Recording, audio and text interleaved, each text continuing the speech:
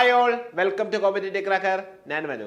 നമ്മൾ നോക്കാൻ പോകുന്നത് ഈ കഴിഞ്ഞ ജൂലൈയിലെ സെറ്റ് മാത്സ് എക്സാമിൽ ഏതൊക്കെ ചോദ്യങ്ങളാണ് ചോദിച്ചിട്ടുള്ളത്. കുറച്ച് ചോദ്യങ്ങൾ നമുക്ക് ചെയ്തു നോക്കാം. ഒപ്പം തന്നെ ആ ചോദ്യത്തിന് ഉത്തരം എങ്ങനെ കണ്ടുപിടിക്കണം നോക്കാം. ഇപ്പോൾ എന്താണ് വളരെ ഇൻട്രസ്റ്റിംഗ് ആയ കുറേ ടൈപ്പ് ചോദ്യങ്ങളുണ്ട്. അപ്പോൾ വീഡിയോ സ്കിപ്പ് ചെയ്യാതെ മുഴുവൻ കാണുക. അപ്പോൾ നമ്മുടെ ആദ്യത്തെ ചോദ്യം നല്ല ഇൻട്രസ്റ്റിംഗ് ചോദ്യമാണ്. ട്രിഗ്നോമെട്രി എന്നുള്ള ചോദ്യമാണ്.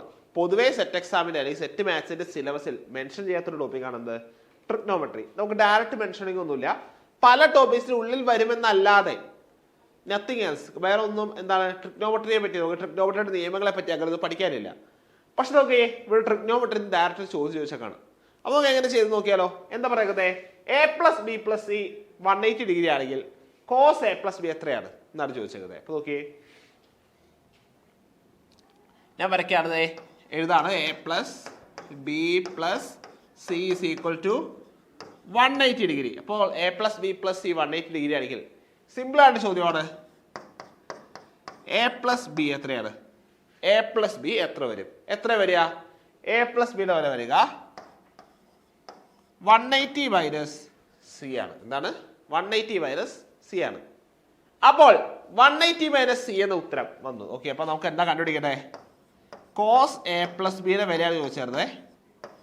അപ്പൊ കോസ് എ പ്ലസ് ബി എന്തായി മാറും?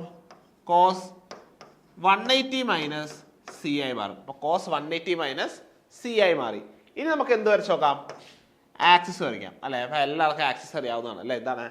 എ എസ് ടി സി കേട്ടിട്ടുണ്ടാവുമല്ലോ. എ എസ് ടി സി, അതായത് ഓൾ സൈൻ ടാൻ കോസ് എന്ന് പറയുന്നത്. അപ്പൊ നോക്കിയേ, 180 മൈനസ് സി ആണ്. എന്താണ്?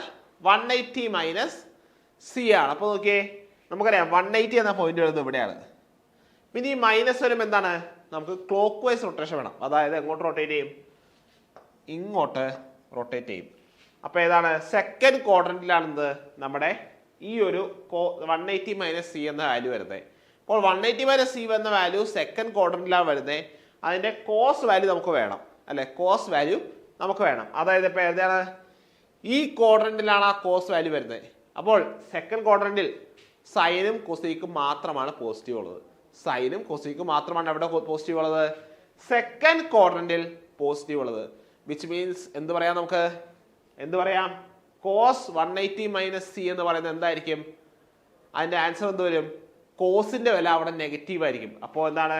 കോസ് 180 മൈനസ് സി എന്തായി മാറും? മൈനസ് കോസ് സി എന്തായി മാറും. എന്താണ്? മൈനസ് കോസ് സി എന്നായി മാറും. സോ ആൻസർ ഏതാ വരിക? ആൻസർ വരിക ഓപ്ഷൻ സി ആണ്, മൈനസ് കോസ് സി. കേട്ടോ, മൈനസ് കോസ് സി എന്നാണ് എന്ത് വരിക?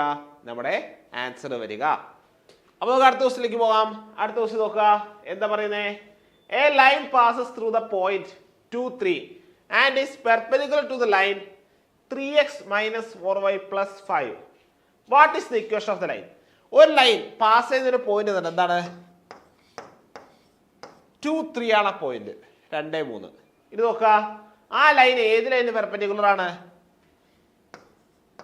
3x minus 4y plus 5 equal to 0 എന്ന ലൈനിന് പെർപെൻഡിക്കുലർ ആണ്. നോക്കുക, പെർപെൻഡിക്കുലർ ആണ്. അപ്പോൾ ആ പുതിയ ലൈനിന്റെ എന്താണ് ഇക്വേഷൻ നമുക്ക് അറിയണ്ടേ? സിമ്പിൾ ആയിട്ട് ചോദിക്കുകയാണ്, ഈ പെർപെൻഡിക്കുലർ ലൈനിന്റെ സ്ലോപ്പ് എന്തായിരിക്കും? നമുക്കറിയാം X plus B Y plus C is equal to 0 എന്ന് എഴുതിയാൽ എന്താണ്? X plus B Y plus C is equal to 0 എന്ന് എഴുതിയാൽ ആ ലൈനിന്റെ slope minus A by B ആയിരിക്കും. അങ്ങനെയാണെങ്കിൽ ഈ ലൈനിന്റെ സ്ലോപ്പ് എന്ത് വരും? എന്താ വരിക? മൈനസ് 3 ബൈ മൈനസ് 4 എന്ന് വരും. വിച്ച് ഇസ് ഈക്വൽ ടു 3/4 എന്താ വരിക? എന്ത്? നമ്മുടെ പെർപെൻഡിക്കുലർ ലൈനിന്റെ slope, note the point. Perpendicular ലൈനിന്റെ സ്ലോപ്പ് ആണ് എന്ത് വരിക? 3/4 വരിക. അപ്പോൾ M1 ആണ് നമ്മൾക്ക് ആവശ്യമുള്ള ലൈനിന്റെ സ്ലോപ്പ്. M2 ആണ് പെർപെൻഡിക്കുലർ ലൈനിന്റെ സ്ലോപ്പ്. അതിന്റെ വില എന്താണ്? 3/4 ആണ്. അപ്പോൾ M1 M2 രണ്ട് പെർപെൻഡിക്കുലർ ലൈനുകളുടെ സ്ലോപ്പുകളാണെങ്കിൽ നമുക്ക് എന്ത് എഴുതാൻ പറ്റും? M1 into M2 is equal to -1 എന്ന് എഴുതാം അല്ലേ? M1 into M2 is equal to -1 എന്ന് എഴുതാം. അപ്പൊ നോക്കുക, M1 into 3/4 is equal to -1 എന്ന് വരും, which implies m1 is equal to -4/3 എന്ന് വരും. അപ്പോൾ നമുക്ക് ആവശ്യമുള്ള അതിന്റെ സ്ലോപ്പ് എന്താണ്? -4/3 ആണ്. ഒപ്പം തന്നെ അത് പാസ് ചെയ്യുന്ന പോയിന്റ് ഏതാണ്? 2, 3 ആണ്. ഇനി നോക്കുക, നമുക്ക് ഇക്വേഷൻ നേരെ കണ്ടുപിടിക്കുന്നു വേണ്ട, ഇത്രയും ചെയ്താൽ മതി. എന്താണ് ഈ -4/3 സ്ലോപ്പ് വരുന്ന ലൈൻ ഏതാണെന്ന് നോക്കി. ഫസ്റ്റ് ലൈൻ എടുത്തു, ഏതാണ്? 3x + 4y = 17. അതിന്റെ സ്ലോപ്പ് എന്താ വരിക? അതിന്റെ സ്ലോപ്പ് വരിക -3/4 ആണ് അല്ലെ. -a/b എടുക്കുമ്പോൾ -3/4 എന്ന് വരിക. ഇനി നമുക്ക് ലാസ്റ്റ് ഓപ്ഷനിലേക്ക് പോവാം. എന്താണ്? 4x - 3y = 5. അപ്പൊ എന്താ സ്ലോപ്പ് വരിക? അതിന്റെ സ്ലോപ്പ് വരിക 4/3 ആണ്. അപ്പൊ നമുക്ക് എന്തൊക്കെ മനസ്സിലായി? ഫസ്റ്റ് ലൈനിന്റെ സ്ലോപ്പ് -3/4 ആണ്. ഈ ലൈനിന്റെ സ്ലോപ്പ് 4/3 ആണ്. നമുക്ക് വേണ്ടത് -4/3 ആണ്. ഇനി സെക്കൻഡ് നോക്കുക. സെക്കൻഡ് ലൈൻ എന്താണ്? അതും എന്താണ്? ലാസ്റ്റ് ലൈനിന്റെ അതേപോലെ തന്നെയാണ്. അപ്പൊ അതിന്റെ സ്ലോപ്പ് എന്താ വരിക? 4/3 ആണ് വരിക. ഇനി തേർഡ് ലൈൻ നോക്കിയേ, എന്താണ്? 4x + 3y = 17 സെറ്റ് അല്ലെ. അപ്പൊ എന്താ വരിക? അതിന്റെ സ്ലോപ്പ് വരിക -4/3 ആണ്. സോ ഇതാണ് നമുക്ക് ആവശ്യമുള്ള ലൈൻ. ഇതാണ് നമുക്ക് ആവശ്യമുള്ള ലൈൻ. ഓപ്ഷൻ സി ആണ് ആവശ്യമുള്ള ലൈൻ. നിങ്ങൾക്ക് ഇനി ഡൗട്ട് ഉണ്ടെങ്കിൽ എന്ത് ചെയ്താൽ മതി? ഈ പോയിന്റ് ഏതാണ്? 2, 3 എന്ന പോയിന്റിനെ എക്സിനും വൈക്ക് സബ്സ്റ്റിറ്റ്യൂട്ട് ചെയ്ത് നോക്കാം. 2, 3 എന്ന പോയിന്റിനെ എക്സിനും വൈക്ക് സബ്സ്റ്റിറ്റ്യൂട്ട് ചെയ്ത് നോക്കാം. അപ്പോൾ നമുക്ക് സെയിം ആൻസർ കിട്ടും. ഏതാണ് ആൻസർ കിട്ടുക? ഓപ്ഷൻ സി ആണ് നമുക്ക് ആൻസർ കിട്ടുക. ക്ലിയർ ആണല്ലോ? അത്രയും ഈസി ആയുള്ള ചോദ്യമായിരുന്നു. എല്ലാവർക്കും ആൻസർ കിട്ടുമെന്ന് വിശ്വസിക്കുന്നു. അടുത്ത ക്വസ്റ്റിലേക്ക് പോവാം. അടുത്ത ക്വസ്റ്റ്യൻ ആണ് നോക്കുക. അടുത്ത ക്വസ്റ്റ്യൻ നോക്കി എന്താ പറയുന്നത്? The sides of an equilateral triangle are increasing at a rate of 2 cm/s. The rate at which the area increases when the side is 10 cm. അതായത് ഒരു ഇക്വിലാറ്ററൽ ട്രയാങ്കിളിലെ സൈഡ് ഇൻക്രീസ് ചെയ്യുന്ന റേറ്റ് ആണ് എന്ത്? 2 cm/s. അതായത് d/dt എന്നാ side സമയം അനുസരിച്ച് increase ചെയ്ത റേറ്റ് ആണ് എന്ത്? സെക്കൻഡിൽ 2 സെന്റിമീറ്റർ വെച്ച് എന്ന് പറയുന്നത്. മാത്രമല്ല സൈഡിന് നീളം എത്ര തന്നിട്ടുണ്ട്? 10 സെന്റിമീറ്റർ തന്നിട്ടുണ്ട്. നമുക്ക് കണ്ടുപിടിക്കുന്നത് എന്താണ്? ഏരിയ എത്ര റേറ്റിൽ ഇൻക്രീസ് ചെയ്തിട്ടുണ്ടാവും. അപ്പോൾ എന്താണ് ഇക്വിലാറ്ററൽ ട്രയാങ്കിളിലെ ഏരിയയുടെ ഇക്വേഷൻ? എല്ലാവർക്കും അറിയാം. എന്താണ്? 4/3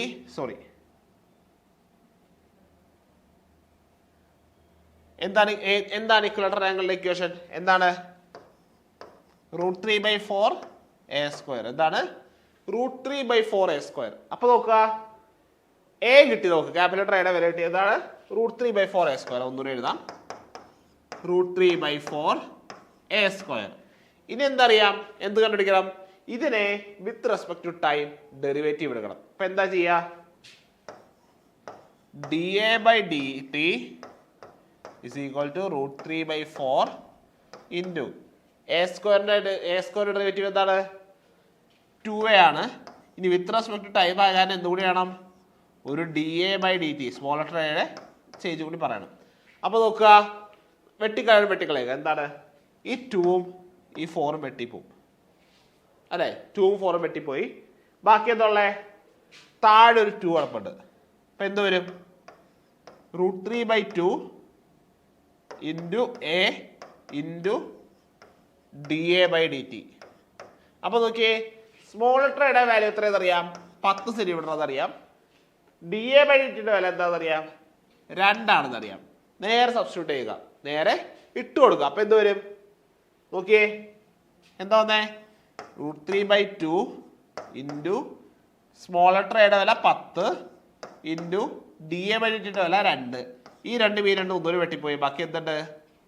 ബാക്കിയുള്ളത് എന്താണ്? 10√3 cm²/s എന്ന് വരും. എത്രയാണ്? 10√3 cm²/s എന്ന് വരും. അപ്പൊ ആൻസർ ഏതാ വരിക? ആൻസർ വരിക ഓപ്ഷൻ ബി ആണ്. 10√3 cm²/s എന്നാണ്. അപ്പൊ അതാണ് എന്ത്? ഏരിയ ഇൻക്രീസ് ചെയ്യുന്ന റേറ്റ് എന്ന് പറയുന്നത്. ഇപ്പൊ നമുക്കറിയാലോ ഏത് യൂണിറ്റാണ്? ഫസ്റ്റ് യൂണിറ്റിലെ എലമെന്ററി കാൽക്കുലേഷൻ ചോദിച്ചതാണ്. അപ്പൊ നമുക്കറിയാം എന്താണ്? ഡെറിവേറ്റീവ്സ് നമുക്ക് ഡയറക്റ്റ് dA/dx കണ്ടുപിടിക്കാൻ ചോദിക്കില്ല, ഒരിക്കലും ചോദിക്കാറില്ല. എന്താണ്? ആപ്ലിക്കേഷൻ ലെവലിൽ ചോദിക്കില്ല. എന്താണ്? നമുക്ക് ആപ്ലിക്കേഷൻ ഡെറിവേറ്റീവ്സിൽ മാത്രമേ ചോദിക്കുള്ളൂ. റേറ്റ് ഓഫ് ചേഞ്ച് ആയിക്കോട്ടെ, മാക്സിമം മിനിമം ആയിക്കോട്ടെ, ഇൻക്രീസിങ് ഡിക്രീസിങ് ആയിക്കോട്ടെ, അത്തരം ചോദ്യങ്ങൾ മാത്രമേ എവിടെ നിന്ന് വരുള്ളൂ? നമുക്ക് എലിമെന്ററി കാൽക്കുലസ് എന്ന ടോപ്പിക് ഇത് വരത്തുള്ളൂ. അടുത്തത് നോക്കിയേ, നമുക്കറിയാം സെറ്റ് എക്സാമിന് ഏറ്റവും റിപ്പീറ്റ് ചോദിക്കുന്ന ചോദ്യമാണ് ഓയിലേഴ്സ് ടോർഷൻ ഫംഗ്ഷൻ. എന്താണ് ഓയിലേഴ്സ് ടോർഷൻ ഫംഗ്ഷൻ? അപ്പൊ ഈ ഓയിലേഴ്സ് ടോർഷൻ ഫംഗ്ഷനെ വെച്ചൊരു ക്വസ്റ്റൻ ആണ്. ഇത് എല്ലാ എക്സാമിനും റിപ്പീറ്റ് ചോദിക്കുന്ന ചോദ്യമാണ്. അപ്പൊ എന്താണ് ഫൈ ഓഫ് 999 ചോദിച്ചത്. ഇതാണ് ഫൈ ഓഫ് 999 എത്ര വരും എന്നാ വെച്ചത്.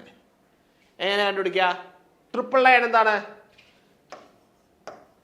999 എങ്ങനെ എഴുതാം? 9 ഇൻറ്റു എന്തെഴുതാം? 111 എന്ന് എഴുതാം. കറക്റ്റ് ആണല്ലോ. 9 ഇൻറ്റു 111 എന്ന് എഴുതാം. ഇനി നോക്കുക 9 എങ്ങനെ എഴുതാം? 3 ഇൻറ്റു 3 ഇൻറ്റു 111 എങ്ങനെ എഴുതാം? 111 എഴുതുക 37 ഇൻറ്റു 3 എന്ന് എഴുതാം. 3 ഇൻറ്റു 3 ഇൻറ്റു 37 ഇൻറ്റു 3 എന്ന് എഴുതാം. അപ്പോ ഇതിനെയാണ് നമ്മൾ എന്ത് ചെയ്യുന്നത്? ഇനി നമ്മൾ ഈ ടോർഷൻ ഫംഗ്ഷൻ കൊടുക്കുന്നത്. അപ്പൊ നോക്കിയേ എത്ര 3 ഉണ്ട്? 3 3 ഉണ്ട് അല്ലേ? അപ്പൊ എന്താ എഴുതാണ്ടേ? 3 ക്യൂബ് ഇൻറ്റു 37 എന്നാ വരിക. എന്താണ് 3 ക്യൂബ് ഇൻറ്റു 37 വരും. ഇനി നോക്കുക, നമുക്കറിയാം എന്താണ് ഫൈ ഓഫ് 999 എങ്ങനെയാ പറയും? 3 ക്യൂബ് ഇൻറ്റു 37 എന്നായി പറയും. അപ്പൊ നമുക്ക് എന്തറിയാം? Phi of A raise to n into B raise to n is equal to എന്താണ്? A raise to n into B raise to n into 1 minus 1 by A into 1 minus 1 by B എന്ന് എഴുതാൻ അറിയാം. നേരെ substitute ചെയ്യുക. എന്താണ് ഇവിടെ 3യും 37 ഉള്ള. അപ്പൊ അതേപോലെ സബ്സ്റ്റിറ്റ്യൂട്ട് ചെയ്യുക. അപ്പൊ എന്താ വരും? 999 into 1 minus 1 by 3 into 1 minus 1 by 37. 1 minus 1 by 37 വരും. ഇപ്പൊ നമുക്ക് എഴുതാം എന്താണ്? Phi of 999 is equal to എന്താണ്? 999 ഇൻറ്റു 1 മൈനസ് 1 ബൈ 3 2 ബൈ 3 ആകും. പിന്നെ 36 ബൈ 37 ആകും. ഇത്രയാണ് നമുക്ക് വന്നത്. ഇനി നമുക്ക് എന്ത് ചെയ്യാം? വെട്ടിക്കളയാം. അപ്പൊ എന്താ അറിയാം? ഇതും വെട്ടിപ്പോയാൽ ഇവിടെ എന്ത് വരും? ഇവിടെ എന്താ വരിക? ഇവിടെ വരിക 333 ആണ്. അപ്പൊ എന്ത് മനസ്സിലായി? 2 into 333 into 36 whole divide by 37. അപ്പോൾ ഇനി 333യും 37 വെട്ടിക്കളയാം അല്ലേ? എങ്ങനെ വെട്ടിക്കളയാം എന്ത് വരും? ഇവിടെ 9 വരും. സോ 2 ഇൻറ്റു 9 ഇൻറ്റു 36 ആൻസർ വരിക. അതായത് എന്താണ്? 72 ഇൻറ്റു 9 എത്ര വരും? 72 ഇൻറ്റു 9 ജസ്റ്റ് എന്താണ് 720. ഇത് 72 കുറച്ചേ. 720യിൽ നിന്നും 72 കുറയ്ക്കാം. അപ്പൊ എത്ര വരും? 720 മൈനസ് 70 എത്ര വരിക? 720 മൈനസ് 70 എത്ര വരും? 720 മൈനസ് 70 720 മൈനസ് 70 വരിക എത്രയാണ്? 650 വരും. 650 മൈനസ് 2 648 വരും. എത്ര ആൻസർ വരിക?